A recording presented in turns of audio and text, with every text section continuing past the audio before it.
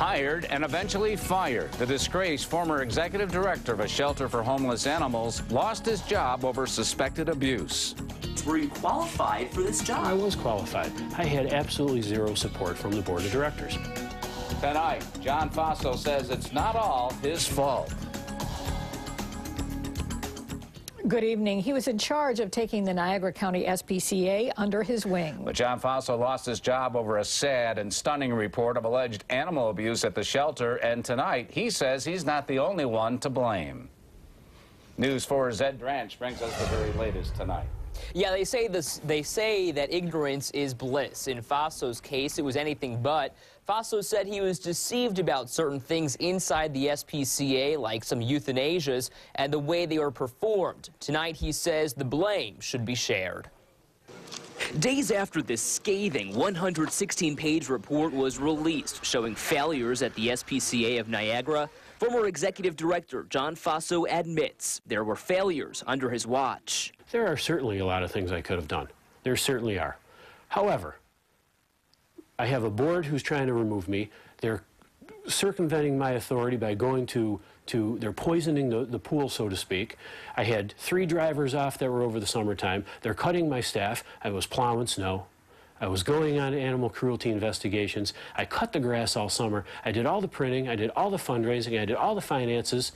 I mean, you know, you can only do so much. But so much more was happening that Faso says he had no idea about, including a euthanasia rate that was higher than what was reported, and that some were done using the controversial and painful heartstick method. The veterinary technician was bringing me a sheet that said we're putting down 2 animals today, and she put down 5. So you never thought, as executive director who oversaw the daily operation of this entire building, the entire organization of the Niagara County SPCA, that you should step in and do something to look deeper, to dig deeper, to find what's really happening? I had no inclination if there was anything happening other than she was telling me, and the veterinarian was telling me. You were never tipped off. You were never alerted. Never tipped off. We never looked at the numbers. The board never asked to look at the numbers. The numbers that I were given, I was confident that they were correct. Faso also says dealing with the animals was above his pay grade, a salary that totaled $70,000. When I went there, I was told I had no responsibility over the treatment of the animals. I saw euthanasias, but when I saw the euthanasias, they were done very different. They were done according to the guidelines by the New York State. He says his main focus was fundraising. What I was hired to do, I did a good job at. I raised money, I put the facility back in the black after 2 years, and I got the facility moving in the right direction.